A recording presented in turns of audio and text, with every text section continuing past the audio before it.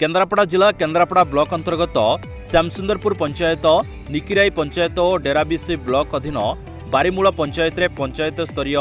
जनसचेतनता शिविर अनुष्ठित हो पंचायत स्तरीय सचेतनता शिविर पंचायत रे पूर्वर होइथिबा विकासमूलक कार्यगुड़िक और सरकार तरफ आसुथुवा विभिन्न योजना संबंध में पंचायतवासी को सचेतनता कराइवाई एलईडी परदा माध्यम वीडियो प्रदर्शन कर माननीय मुख्यमंत्री नवीन पट्टनायक और 5D अध्यक्ष विके पांड्यान जनहितकारी योजना संपर्कित वार्ता को एलईडी परदा माध्यम लोकमानक सचेतनता उद्देश्य पंचायत माध्यम चेष्टा कर राज्य सरकार विभिन्न जनमंगलकारी योजना माध्यम ग्राम पंचायत विभिन्न योजना जमिति जगन्नाथ संस्कृतिर संरक्षण धार्मिक स्थली गुड़िकर रूपांतरीकरण महिला सशक्तिकरण और भित्तिभूमिर विकास स्वास्थ्य केन्द्र भित्तिभूमिर विकास ग्रामीण बैंकिंग भित्तिभूमिर विकास विद्यालय उच्च विद्यालय और माध्यमिक विद्यालय गुड़िकर रूपांतरीकरण क्रीडार भित्तिभूमिर विकास ऐतिह्य भित्तिभूमिर विकास सुगम परिवहन व्यवस्था सहित पंचायत स्तर में राज्य सरकार द्वारा कर विभिन्न उन्नयनमूलक कार्यक्रम को लोकलोचन को अणाई सचेतनता कार्यक्रम में उपस्थित लोकमानक मनोरंजन पर पाला नृत्य गीत आदि कार्यक्रम आयोजित कर कार्यक्रम को पंचायत प्रतिनिधि मान सहित पंचायत निर्वाही अधिकारी और ग्राम और रोजगार सेवक मैंने उपस्थित रही परिचालना करते। प्रदीप्त कुमार महांती पूर्वतन केन्द्रापड़ा ब्लॉक अध्यक्ष। ये खाली पंचायत स्तरीय होनी सारा ओडिशा रे सबु पंचायत रे सचेतनता शिविर आरंभ होईची एवं ये सप्ताहव्यापी चलो सबु जगार तेणुक आम सरकार जो योजना दीर्घ 1999 मसीहा पर 23 वर्ष ऊर्ध्व हेब नवीन बाबू जो जो कार्यक्रम सारा ओडिशा रे करिसेंती एवं आज 1 नंबर मुख्यमंत्री भावे सारा भारत वर्ष रे प्रतिपादित होइसेंती तांकर कार्यक्रम को लोक मानक पाखरे पहुँचेबा ये है सचेतनता शिविर मुख्य लक्ष्य। कारण आगामी आमे ओडिशा भाई माने भौणी माने भारी सरल निरीह आज जो काम पाई था काली से भूल जाती तेणुक मन पकेवा है मुख्य कारण। आगामी एप्रिल मसरे लोकसभा एवं आमर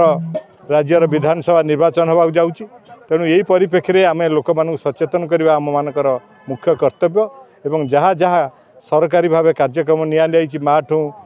पिला जाके एवं स्वास्थ्य क्षेत्र कह गमनागमन क्षेत्र कह पानीय जल विवाद कह एवं बहुत साइंटिफिक कार्यक्रम बहुत इलेक्ट्रोनिक्स मीडिया रे जो कार्यक्रम होची सबू जाक कार्यक्रम आम खूब कम समय मध्य लोक मान पहुँचवा ये है आमर कर्तव्य। नमस्कार मु निकिराई समिति सभ्य प्रेमवदा दास।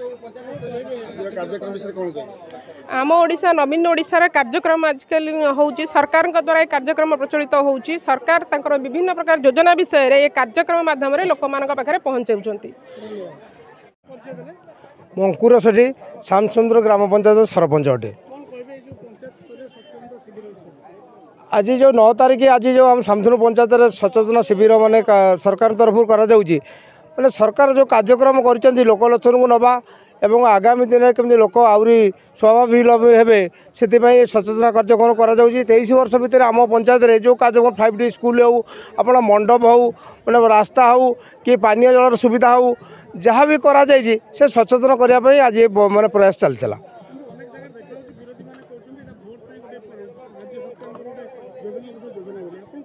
मुझे बात किसी कहबी मुझे खाली कहबी जे सरकार जहाँ कर लोकलोचन को आणुंट किंतु भोट तो भोट बाटर जीव लोक जहाँ भोट देवाक इच्छा करते जबरदस्त भोट कर कथा नुहे कि सचेतना शिविर जे सरकार तार जिनस अच्छी केन्द्र सरकार मत भी तार कार्यक्रम भी कर राज्य सरकार कर जो राज्य जो सरकार मैंने अच्छा से निजर कार्यक्रम को बखाणी रखुच्च। मु देखुचे पंचायत में मु प्राय 2 वर्ष है तो सरपंच होगा किसी कम आम आखे जो थिला कम बकेया कम किसी कम सरकार हाथ नहीं करुँच भी गणा आगामी दिन आज जो कम अच्छी करे आम आशा भरसा भी अच्छी। सुकांत नायक निकिराई ग्राम पंचायत कार्यनिर्वाही अधिकारी। आज आमर ग्राम पंचायत स्तरीय सचेतनता शिविर अनुष्ठित होउची आम ओडिशा नवीन ओडिशा तरफ यही सचेतनता शिविर में सरकार विभिन्न सफल योजना मान रूपायन कराई लोक मान आगे प्रदर्शित करा सहित ग्राम पंचायत अधीन विभिन्न उन्नयनमूलक कार्यर प्रतिपादित करा देखा लोक मानक सचेतन विभिन्न स्कीम विषय सचेतन करा आज कार्यक्रम।